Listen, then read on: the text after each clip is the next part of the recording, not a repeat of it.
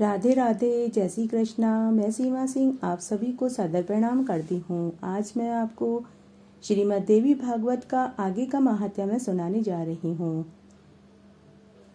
इस महात्म्य में हम सुनेंगे व्यास जी का वन में जाना, नारद जी का मिलना और भगवान विष्णु तथा ब्रह्मा जी में हुए प्राचीन संवाद का वर्णन आएगा। साथ ही इसमें विष्णु भगवान द्वारा ब्रह्मा जी को देवी की उपासना का महात्म्य सुनाने का वर्णन भी आएगा। आइए अब हम श्रीमद् देवी भागवत का यह पवित्र अध्याय सुनते हैं। ऋषियों ने पूछा कि हे महाभाग सूत जी, व्यास जी की किस भार्या से सुखदेव जी प्रकट हुए और उनका आविर्भाव कैसे हुआ? वे ऐसे किन गुणों से संपन्न थे? हे महामते, आपने कहा कि सुखदेव जी अयोनिस हैं, अरिणी से उनका प्राकट्य हुआ। इन बातों से हमें महान आश्चर्य हो रहा है। कृपया इसका पूरा वृतांत हमें सुनाइए। सूत जी कहते हैं कि प्राचीन समय की बात है। सत्यवती नंदन व्यास जी सरस्वती नदी के किनारे विराजमान थे। उनके आश्रम पर 2 गोरैया पक्षी थे। उन्हें देखकर वे बड़े आश्चर्य में पड़ गए। उन्होंने देखा कि पक्षी अपने घोंसले में थे। उनका सुंदर बच्चा अभी अभी अंडे से बाहर ही निकला था। उस बच्चे के सभी अंग बड़े ही सुंदर थे। अभी पांख और रोंों से वह रहित था। दोनों पक्षी अपने बच्चे को आहार पहुंचाने के लिए प्रयत्न कर रहे थे। बार बार दाना लाकर अपने बच्चे के मुंह में डाल रहे थे और आनंद से विवल होकर वे अपने बच्चे का मुख चूम रहे थे। उस गोरैया का अपने बच्चों से ऐसा प्रेम देखकर व्यास जी अपने मन में विचार करने लगे कि जब पक्षी अपने बच्चे से इतना प्यार करते हैं तो मनुष्य कितना करते होंगे, लेकिन मैं तो इस सुख से वंचित हूँ। सत्यवती नंदन व्यास जी इस प्रकार के विविध विचारों में उलझकर उदास हो गए और मनी मन सोचने लगे कि मेरे मनोरथ पूर्ण करने एवं वर देने में कौन से देवता निपुण होंगे। मैं किसकी पूजा करूं? भगवान विष्णु, शंकर, इंद्र, ब्रह्मा, सूर्य, गणेश, स्वामी कार्तिकेय, अग्नि, वरुण, मुझे किसकी उपासना करनी चाहिए जो मुझे संतान प्राप्ति का वरदान दे दे? इस प्रकार व्यास जी सोच में पड़ गए। तभी वहां नारद मुनि हाथ में वीणा लेकर पधारे। मुनि को देखकर व्यास जी को बहुत खुशी हुई। उन्होंने पाद्य और अर्घ्य प्रदान करके नारद मुनि का स्वागत सत्कार किया और साथ ही कुशल क्षेम पूछी। तब नारद मुनि ने व्यास जी से पूछा कि हे देव, आप मुझे दुखी दिखाई दे रहे हैं। अपनी चिंता और दुख का कारण बतलाइए, शायद मैं आपकी कुछ मदद कर सकूं। तब व्यास जी ने कहा कि पुत्रहीन की गति नहीं होती, मानसिक सुख भी उसे सुलभ नहीं होता, इसलिए मैं बहुत दुखी हूँ और यही मेरी चिंता का कारण है। अब मैं मनोरथ पूर्ण करने वाले किस देवता की पूजा करूं जिससे कि मुझे संतान की प्राप्ति हो? मैं इसी विचार में डूबा हुआ था कि तभी आप आ गए। हे देव, आप सब कुछ जानते हैं। आप मुझे यह बताने की कृपा करें कि मैं किस देवता की पूजा या उपासना करूं जो मुझे एक पुत्र प्रदान कर दे। सूत जी कहते हैं कि इस प्रकार व्यास जी के पूछने पर नारद मुनि अत्यंत प्रेम पूर्वक उनसे कहने लगे। नारद मुनि ने कहा कि हे व्यास जी, आपने इस विषय में मुझसे पूछा है, ठीक यही प्रश्न मेरे पिताजी ने भगवान श्री हरि से किया था। देवा अधिदेव भगवान जगत के स्वामी हैं। लक्ष्मी जी उनकी सेवा में उपस्थित रहती है। दिव्य कौस्तुभ मणि उनकी शोभा बढ़ाती है। वे शंख, चक्र, गदा लिए हुए रहते हैं। पीतांबर धारण करते हैं। 4 भुजाएं हैं। वक्ष स्थल पर श्रीवत्स का चिन्ह चमकता है। वे चराचर जगत के आश्रय दाता हैं। जगत गुरु एवं देवताओं के भी वे स्वामी हैं। ऐसे जगत प्रभु भगवान श्री हरि महान तपस्या कर रहे थे।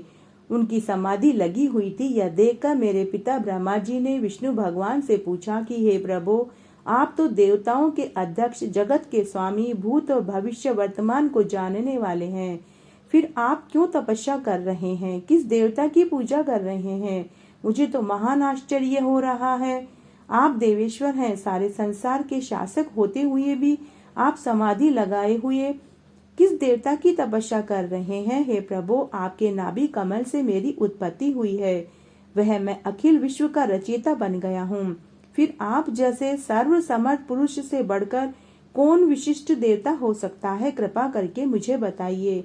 मैं तो अब तक यही जानता था कि आप ही सब कुछ हैं, आप में ही सारी शक्तियां विद्यमान हैं। सृष्टि, स्थिति, संहार करना सभी आप ही हैं।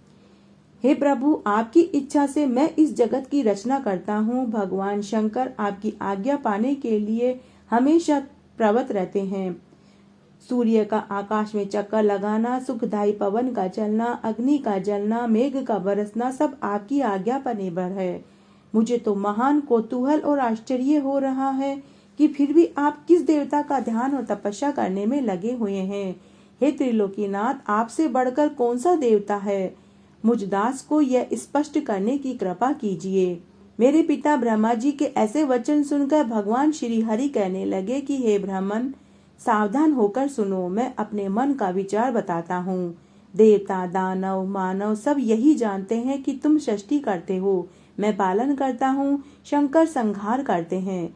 किंतु फिर भी वेद के पारगामी पुरुष अपनी युक्ति से यह सिद्ध करते हैं कि रचने, पालने और संहार करने की योग्यता जो हमें मिली है वो सिर्फ मात्र शक्ति देवी अधिष्ठात्री से मिली है।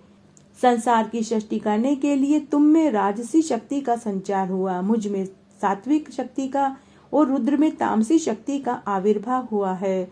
उस शक्ति के अभाव में तुम इस संसार की सृष्टि नहीं कर सकते, मैं पालन नहीं कर सकता, रुद्र संहार नहीं कर सकता। हम सभी उसी शक्ति के सहारे ही ये सारे कार्य करने में सफल हुए हैं। हे सुव्रत, प्रत्यक्ष और परोक्ष दोनों उदाहरण मैं तुम्हारे सामने रखता हूँ।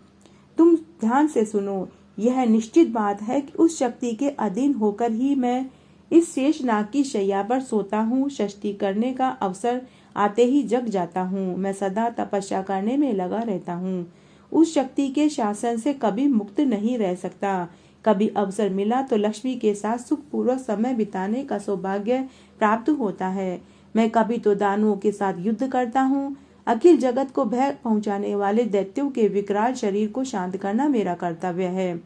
बहुत पहले की बात तुम्हें बताता हूँ। उस समय तो तुम भी थे, चारों ओर जल ही जल था। मुझे 5000 वर्ष तक बाहु युद्ध करना पड़ा।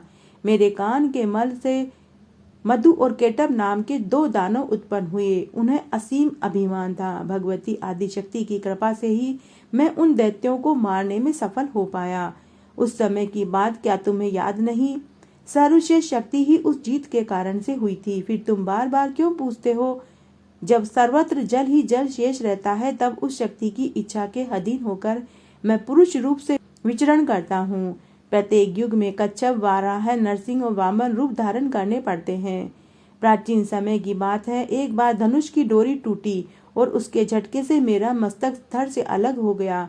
तुम बड़े कुशल शिल्पी हो, अतः तुमने घोड़े का मस्तक मेरे धड़ से जोड़ दिया था। यह घटना तो तुम्हारे सामने ही घटित हुई थी, फिर भी तुम भूल गए। तभी से लोग मुझे हैशिरा कहने लगे हैं। जगत की रचना करने वाले ब्रह्मा जी, तुम इससे अपरिचित कैसे हो सकते हो? मुझे सब प्रकार से शक्ति के अधीन होकर रहना पड़ता है। उन्हीं भगवती शक्ति का मैं निरंतर ध्यान करता हूँ और तपस्या करता हूँ। हे ब्रह्मा जी, मेरी जानकारी में इन भगवती शक्ति से बढ़कर दूसरा और कोई देवता हो ही नहीं सकता। तब नारद जी व्यास जी से कहते हैं कि इस गुप्त रहस्य के वक्ता भगवान विष्णु स्वयं हैं और श्रोता ब्रह्मा जी। हे मुनिवर, फिर तो पितामह ने वे सभी बातें मुझे भी सुनाई। अतः हे व्यास जी, यदि अपना पुरुषा सिद्ध करना चाहते हो तो आपको भी भगवती के चरण कमलों की तपस्या करनी चाहिए। हे व्यास जी, आपकी जो भी इच्छा है, अभिलाषा है, वह भगवती जगदम्बिका अवश्य पूरा करेगी। सूत जी कहते हैं कि इस प्रकार नारद जी के कहने पर सत्यवती नंदन व्यास जी भगवती के चरण कमलों को अपने हृदय में स्थापित करके तपस्या करने के लिए वन में चले गए। इस तरह आज मैंने आपको यह अध्याय सुनाया। आगे के अध्याय के लिए भी आप इसी तरह मेरे साथ बने रहें। धन्यवाद।